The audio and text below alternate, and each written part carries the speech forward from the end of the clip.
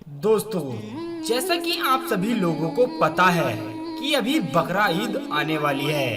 क्या आपको पता है कि बकरा ईद क्यों मनाई जाती है? इसके पीछे की कहानी क्या है? इसका कारण क्या है? इसके पीछे कौन सी सच्चाई छुपी हुई है? इन सभी चीजों की आज हम आपको सही जानकारी देंगे अपने इस वीडियो में। नमस्कार दोस्तों, मैं मयंक कुमार एक बार फिर आप सभी का अपने YouTube चैनल यूजफुल जानकारी में तहे दिल से स्वागत करता हूं।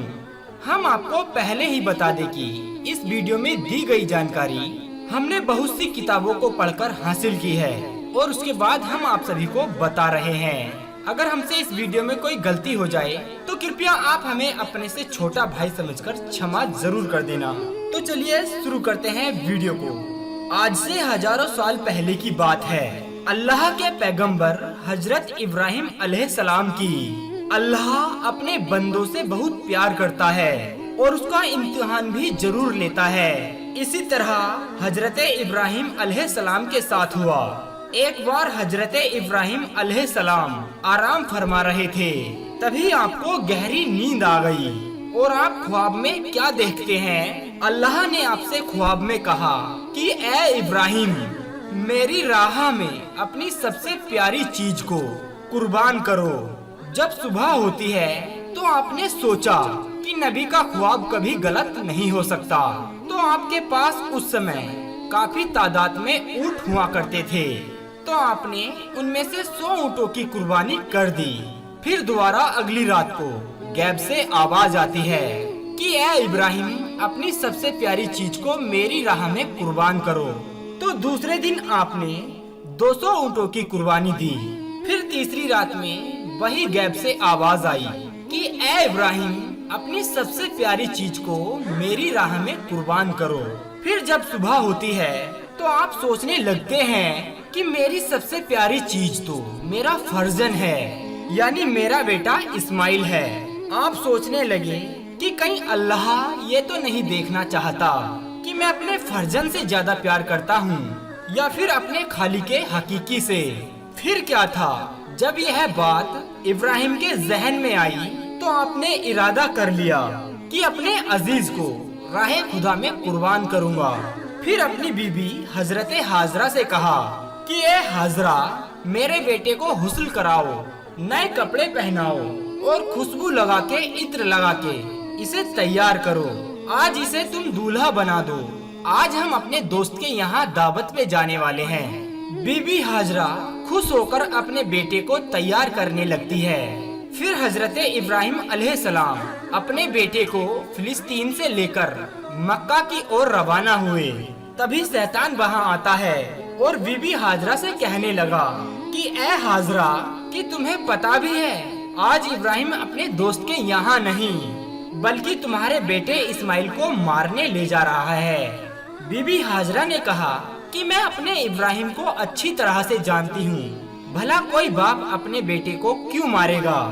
शैतान ने कहा कि इब्राहिम ने अपने ख्वाब में देखा है कि अल्लाह की तरफ से तुम्हारे बेटे को कुर्बान करने के लिए वो लेके जा रहे हैं। तो बीबी हाजरा फकर से कहने लगी कि ऐ शैतान, तुम पर लानत है। अगर मेरा बेटा अल्लाह की राह में कुर्बान होने के लिए जा रहा है तो ऐसे हजारों बेटे अल्लाह की राह में कुर्बान हो जाएंगे। फिर शैतान हजरत इस्माइल के पास आता है कि ऐ इस्माइल, तुम्हें पता भी है तुम्हारे बाबा तुम्हें कहाँ ले जा रहे हैं? तुम्हें वो अल्लाह की राह में कुर्बान करने के लिए लेके जा रहे हैं। तो फिर हजरत इस्माइल ने फरमाया, अगर मैं अल्लाह की राह में कुर्बान हो जाऊं तो इससे बड़ा खुश नसीब और कौन हो सकता है? फिर वह शैतान यही सवाल लेकर हजरत इब्राहिम अलैहिस्सलाम के पास जाता है और कहा कि तुम्हारे प्यारे से बेटे को तुम क्यों कुर्बान कर रहे हो? क्या तुम्हें पता भी है कि तुम्हारी कुर्बानी कबूल होगी या नहीं?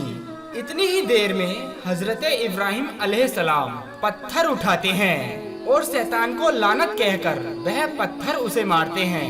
बताया जाता है कि तभी से मक्का शरीफ में हज के दौरान शैतान को यह पत्थर मारा जाता है। फिर आप आगे बढ़ने लगे।